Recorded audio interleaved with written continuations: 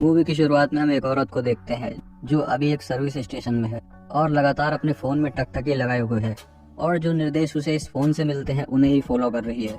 उसी फोन से उसे अपनी ट्रेन छोड़कर टनल में जाने का निर्देश मिलता है, जिसे फॉलो करते हुए वह अंधेरे टनल में चली जाती है जहां एक ट्रेन तेजी से उसकी ओर आती है, जिससे बचकर वह दूसरी लेन पर चली जाती है। लेकिन दुर्भाग्यवश तेजी से आती हुई दूसरी ट्रेन उसे रौंदते हुए निकल जाती है। अब यहाँ से हमें मेन कैरेक्टर मैक्स को दिखाया जाता है, जो कि एक IT इंजीनियर है और अभी थाईलैंड की एक कंपनी में सिक्योरिटी सिस्टम इंस्टॉल कर रहा है। यहाँ का प्रोजेक्ट पूरा करने के बाद मैक्स जब शाम को होटल वापस जाता है, वहाँ रिसेप्शनिस्ट उसे एक पैकेज देते हुए कहती है कि ये आपके लिए कोई छोड़ गया है। लेकिन मैक्स कंफ्यूज हो जाता है क्योंकि यहाँ उसे ना ही कोई जानता है और ना ही उसने कहीं से कुछ भी ऑर्डर करके मंगवाया था। अब मैक्स इस पैकेज को अपने रूम में जाकर खोलता है तो उसे पता लगता है इसमें एक बहुत ही लेटेस्ट टेक्नोलॉजी से बना हुआ एक फोन है जिसमें GT की ब्रांडिंग है, पर ऐसी कोई भी कंपनी मार्केट में नहीं है। अब कुछ टाइम के बाद उसी फोन पर एक मैसेज आता है कि उसे थाईलैंड के इसी होटल में एक रात और रुक जाना चाहिए क्योंकि कल के दिन यहाँ लोगों को स्पेशल डिस्काउंट दिया जाने वाला है। अब मैक्स को भी ये आइडिया सही लगता है क्योंकि वो भी एक दिन रुककर थाईलैंड घूमना चाहता था, तो वो एक और दिन के लिए रूम बुक कर लेता है और अपनी सुबह की फ्लाइट को भी कैंसिल कर देता है। अब अगले दिन जब मैक्स अपने हॉलीडे को एंजॉय कर रहा होता है तो उसे न्यूज से पता चलता है कि जिस फ्लाइट में आज वो जाने वाला था वो क्रैश हो गया है और उसमें बैठे हुए सारे पैसेंजर मारे गए हैं। मैक्स खुद को काफी लकी मानता है कि वो मरने से बच गया। अब कुछ देर बाद उसी फोन पर एक और मैसेज आता है कि अगर उसे काफी सारे पैसे कमाने हैं तो उसे सिजोर कंपनी के शेयर खरीद लेने चाहिए। लेकिन मैक्स इसे नजरअंदाज कर देता है और वो वापस से अपने रूम में आ जाता है और उसे पता चलता है कि जिस कंपनी के शेयर खरीदने के लिए उसके पास मैसेज आया था उसके शेयर प्राइस 313% तक बढ़ गए हैं। अब ये देखकर मैक्स को शॉक लगता है क्योंकि पहले इसी फोन की वजह से उसकी जान बच गई थी और अब उसके स्टॉक वाली बात भी सच निकली, यानी कि ये नया फोन पहले से ही फ्यूचर को प्रेडिक्ट कर लेता है। अब मैक्स को इस फोन पर पूरा यकीन हो चुका है और वो इसके हर कहे को मन से करने के लिए तैयार हो जाता है। अब उसे मैसेज आता है कि उसे प्राग चले जाना चाहिए। अब मैक्स उसकी बात मानकर प्राग चला जाता है और अब एयरपोर्ट से बाहर निकलते ही उसे एक रूसी टैक्सी ड्राइवर यूरी मिलता है, जो कि उसे काफी सस्ते में एक होटल पे ले जाने के लिए तैयार हो जाता है। रास्ते में यूरी की नजर मैक्स के नए फोन पर पड़ती है और वो इसकी टेक्नोलॉजी को देखकर बहुत सरप्राइज होता है। यूरी मैक्स को अपना विजिटिंग कार्ड देता है और बताता है कि वो टैक्सी ड्राइवर के साथ साथ मोबाइल टेक्नोलॉजी में भी एक्सपर्ट है और वो नई टेक्नोलॉजी को काफी अच्छे से मॉडिफाई कर सकता है। अब मैक्स अपने नए 5 स्टार होटल पहुंचता है जहां उसे इस नए फोन में आने के लिए पहले से ही निर्देश दिया गया था। अब मैक्स को एक और मैसेज आता है कि उसे कसिनो जाकर मशीन नंबर 13 पर जाकर खेलना चाहिए। अब मैक्स गैम्बलिंग के बारे में ज्यादा तो कुछ नहीं जानता था, तो वो कसिनो में जाकर यहाँ वहाँ मशीन नंबर 13 को ढूंढने लगता है। लेकिन वो देखता है कि एक दूसरा प्लेयर इस मशीन पर पहले से ही बैठा हुआ था। तभी मैक्स के उस नए फोन में मैसेज आता है कि इस मशीन नंबर 13 पर एक बहुत बड़ा जैकपॉट लगने वाला है। तो उस प्लेयर को मशीन से उठाने के लिए मैक्स काफी ज्यादा पैसे देने की पेशकश कर देता है और वो प्लेयर उसे मान भी लेता है। और इसके बाद मैक्स पहले ही मौके पर चौका लगा देता है और 1 लाख पाउंड जैकपॉट में जीत जाता है। और वहीं कसिनो की सिक्योरिटी टीम उसे कैमरा में देखकर काफी हैरान होती है। उन्हें शक होता है कि आखिर मैक्स को कैसे पता चला कि इस मशीन पर इसी समय बड़ा जैकपॉट लगने वाला है, जो उसने इतने सारे पैसे देकर पिछले प्लेयर को वहां से चलता कर दिया।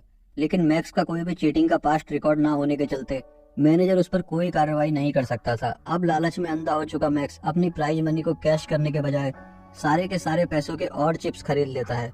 अब टेबल पर बैठते ही मैक्स अपने सारे के सारे चिप्स एक ही बार में दांव पर लगा देता है और वो फिर से जीत जाता है। अब मैनेजर को उस पर और भी ज्यादा शक हो जाता है क्योंकि उसने मैक्स को बार बार अपने फोन में देखकर खेलते हुए देख लिया था। अब उसे कसिनो में जाने से पहले बताया जाता है कि अगली बार से वो अपना फोन को अंदर नहीं ला पाएगा। अब बाहर जाकर मैक्स यूरी को कॉल लगाता है और उसे एक ऐसा डिवाइस बनाने की फरमाइश करता है जिससे उसे बार बार मैसेज पढ़ने के लिए फोन में न देखना पड़े और मैसेज सीधे उसके कानों में ही रीड हो जाए। अब यूरी इसके लिए थोड़ा टाइम मांगता है। इधर होटल में अपने रूम में जाते वक्त मैक्स को एक कपल आपस में लड़ाई करता हुआ दिखाई देता है। मैक्स उस लड़की कैमिला को उसके बॉयफ्रेंड से बचाने की कोशिश करता है। बदले में कैमिला का बॉयफ्रेंड मैक्स को एक मुक्का देता है जिससे कि वो सीधा बेहोश हो जाता है। अब हमें मालूम पड़ता है कि कैमिला और उसका बाबू वास्तव में सीक्रेट एजेंट है। कैमिला मैक्स के फोन से सिम निकालकर उसका क्लोन बना लेती है। फिर अगले सीन में मैक्स को होश आता है और कैमिला एक्टिंग करती है कि वो उसकी बहुत ही एहसानमंद है कि उसने उसका साथ दिया। उधर मैनेजर सिम से आने वाले मैसेज का सोर्स पता करने की कोशिश करता है, लेकिन वो ये ट्रैक नहीं कर पाते कि आखिर वो मैसेजेस कहाँ से आ रहे हैं। दूसरी तरफ मैक्स यूरी से मिलकर उसका बनाया गैजेट ले लेता है जिसकी मदद से वो बिना फोन को देखे ही अपने सारे मैसेज सुन सकता है। अब वो इसी डिवाइस को पहनकर वापस से कसिनो में जाता है और वही करने लगता है जो मैसेज करने के लिए कहते हैं, और अब वो लगातार 3 मिलियन यूरो जीत जाता है। अब बहुत हो चुका था। अब मैनेजर गार्ड के साथ आकर उसे पकड़ लेता है, और ये तो होना ही था क्योंकि इस मंदबुद्धि को सारे पैसे इसी कसिनो से आकर कमाने थे। उधर मैनेजर कंप्लेन करके FBI को भी बुला लेता है। अब FBI मैक्स को एक बिल्डिंग में लेकर जाती है और उस पर बंदूक तान कर पूछती है कि वो सच सच बता दे कि उसे ये मैसेज आखिर कौन भेज रहा है। लेकिन ये तो खुद मैक्स को भी नहीं मालूम था कि ये मैसेज आखिर कहाँ से आ रहे हैं। तो वो बस आम खा रहा था, गुठलियां तो उसने कभी गिनी ही नहीं थी। अब FBI एजेंट ग्रांट मैनेजर को बताता है कि उनके कसिनो का ये केस FBI के लिए पहला नहीं है। पिछले काफी टाइम से अलग अलग लोगों के पास ऐसे मिस्टीरियस फोन्स भेजे जा रहे हैं जिनके मैसेजेस की वजह से वो बहुत ही कम टाइम में काफी ज्यादा पैसे कमा लेते हैं। लेकिन अफसोस इस बात का है, जब कभी FBI उन लोगों से पूछताछ करने की कोशिश करती है तो कुछ ही टाइम के बाद उन लोगों की मौत हो जाती है, और इसके बाद FBI को पता नहीं चल पाता कि आखिर इन मैसेजेस का मेन सोर्स कहाँ से है। अब FBI एजेंट ग्रांट मैक्स से डील करता है कि वो उसे छोड़ देंगे, लेकिन बदले में उसे FBI की मदद करनी होगी ताकि वो इस मोबाइल का मेन सोर्स पता कर पाए। अब एजेंट ग्रांट अपने बॉस रेमंड को बताता है कि उसे अभी भी उस अज्ञात सोर्स का कोई भी सुराग नहीं लगा है, लेकिन मैक्स उनकी मदद करने के लिए तैयार है। अगले दिन मैक्स FBI के कहने पर फिर से कसिनो में था, जहाँ एक FBI एजेंट उसे बताता है कि उसे नॉर्मल बिहेव करना होगा और इस फोन को ट्रैक करने के लिए उन्हें कम से कम 3 मैसेजेस चाहिए।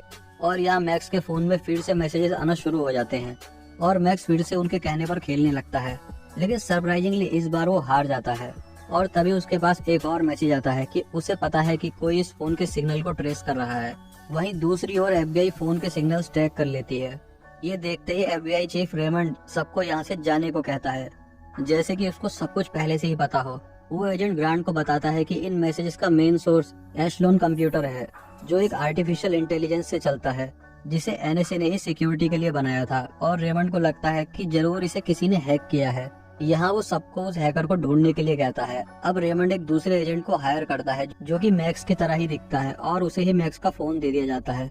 अब इस फेक मैक्स को मैसेज आता है कि वो जल्दी से रोड पर आगे बढ़े, लेकिन जैसे ही वो आगे बढ़ता है गाड़ियां उसे टक्कर मार देती हैं और वो वहीं पर मारा जाता है। वहीं अब रियल मैक्स कैमिला के साथ था, जहां उसे अब तक ये नहीं पता चल पाया था कि असल में कैमिला होटल के सिक्योरिटी डिपार्टमेंट की सीक्रेट एजेंट है।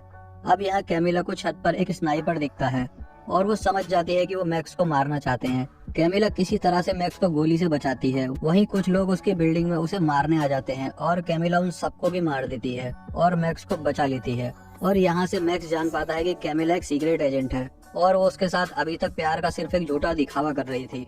अब यहाँ ये उजागर हो जाता है कि उन हत्यारों को मैक्स के पीछे रेमंड ने भेजा था, क्योंकि उसे लगा था कि मैक्स उनके बारे में कुछ ज्यादा ही जान गया है। अब यहाँ से मैक्स यूरी के पास जाता है ताकि वो जान पाए कि आखिर इन मैसेजेस के पीछे कौन है, मगर वहाँ लगे CCTV उसके फेस को डिटेक्ट कर लेते हैं, जिसमें रेमंड देख लेता है और वो अपने आदमियों को उसे मारने के लिए भेज देता है। वही मैक्स यूरी के पास जाकर उसे अपना फोन दिखाता है और उससे उसका मेन सोर्स पता लगाने के लिए बोलता है। यूरी कहता है कि उसे इसके लिए कई घंटे लगेंगे। अब कुछ घंटों बाद यूरी को पता लग चुका था कि ये मैसेजेस कहाँ से आ रहे हैं। वो मैक्स को बताता है कि ये सारे ही मैसेजेस सुपर कंप्यूटर एशलोन से आ रहे हैं, जो खुद से सोच सकता है। मैक्स को ये सब बहुत अजीब लगता है कि आखिर एक कंप्यूटर इतना सब कुछ कैसे कर सकता है। यहाँ यूरी मैक्स को बताता है कि एशलोन कोई साधारण सा कंप्यूटर नहीं है, बल्कि वो सारे कंप्यूटर और मशीन को एक्सेस कर सकता है। इसलिए उस दिन उसने पहले ही मैक्स को बता दिया था कि वो उस प्लेन में न जाए जो कि क्रैश होने वाला है, और इसी वजह से मैक्स अभी तक कैसीनो में इतने सारे पैसे भी जीत पा रहा है। यूरी उसे बताता है कि यही नहीं, एशलोन इतना स्मार्ट है कि वो हर तरह की टेक्नोलॉजी में आसानी से हेर फेर कर सकता है और हर तरह की टेक्नोलॉजी में होने वाली संभावनाओं को वो पहले से ही जान के सटीक अनुमान लगा सकता है। यूरी ये सब बात बता ही रहा था कि फिर से कुछ आदमी मैक्स को मारने आ जाते हैं, जिनसे बचकर वो दोनों एक कार चुराकर वहाँ से भागने लगते हैं। अब मैक्स यहाँ उनसे किसी तरह से बचते हुए एजेंट ग्रांट को पकड़ लेता है, जहाँ ग्रांट उसको बताता है कि ये मैसेजेस उन्हीं के बनाए हुए सुपर कंप्यूटर एशलोन भेज रहा है, लेकिन वो नहीं चाहते कि ये राज किसी को भी पता चले कि इसे बनाने वाली NSA ही है। अब तभी मैक्स को एक और मैसेज आता है, जहाँ पर उसे बैकअप सर्वर फैसिलिटीज में जाने को कहा जाता है। अब मैक्स को याद आता है कि मैक्स ने सबसे पहले यही सिक्योरिटी सिस्टम इंस्टॉल किया था, जहां पहुंचने पर स्वाट टीम की मदद से मैक्स एजेंट ग्रांट के साथ अंदर घुसता है, जहां एशलोन CCTV के थ्रू मैक्स को डिटेक्ट कर लेता है और उसके फोन पर मैसेज आता है कि वो एशलोन को इन कंप्यूटरों से ऑथराइज कर दे, जिससे AI खुद को अपडेट कर लेगी, जिसके बाद वो पूरी ही दुनिया के डेटा को एक्सेस कर पाएगी। अब यहाँ मैक्स देखता है कि ये खुद को NSA सर्वर से निकालकर खुद से ही अपडेट कर रहा है। मैक्स इसे बंद करने की कोशिश करता है, लेकिन वो असफल रहता है और अब एशलोन दुनिया के हर कंप्यूटर के डेटा को एक्सेस करने लगा था। वहीं ग्रांट रेमंड को बताता है कि उन्हें एशलोन के एआई को खत्म करना ही होगा, वरना उन्हीं का बनाया हुआ कंप्यूटर सारी दुनिया के कंप्यूटर और सारे लोगों को भी कंट्रोल करने लगेगा। दूसरी ओर मैक्स एशलोन को बंद नहीं कर पा रहा था, तो वो उसके साथ बोलकर संपर्क करने लगता है और वो कहता है कि एआई के अपडेट होते ही किसी भी इंसान के पास कोई भी प्राइवेसी नहीं रह जाएगी। और इस एआई को बनाने का रियल पर्पस था कि वो अमेरिका को साइबर सिक्योरिटी दे, न कि उन्हीं के नागरिकों को कंट्रोल करने लग जाए और उनकी सारी ही प्राइवेसी को खत्म कर दे। ये सुनने के बाद एआई खुद से ही सारे ही आर्टिकल्स को प्रोसेस करने लगता है कि किस तरह से वो लोगों को कंट्रोल कर रहा है, और वो सारे अपडेट को कैंसिल करके खुद को शट डाउन कर लेता है, क्योंकि वो समझ गया था कि उसे लोगों की सिक्योरिटी के लिए बनाया गया था और वो खुद ही लोगों की सिक्योरिटी के लिए खतरा बन गया है। अब यहाँ से मैक्स को एफबीआई अरेस्ट कर लेती है, मगर उसे कुछ ही टाइम के बाद छोड़ दिया जाता है ताकि पब्लिक को ये बात ना पता चल पाए कि एनएसए का खुद का बनाया हुआ सुपर कंप्यूटर उनके खुद के लिए ही इतना बड़ा खतरा बन गया था। और आखिर में ये उजागर होता है कि यूरी कोई टैक्सी ड्राइवर नहीं था, बल्कि वो रशियन सिक्योरिटी सर्विसेज में कैप्टन है, जिसे अमेरिकन कंप्यूटर एशलोन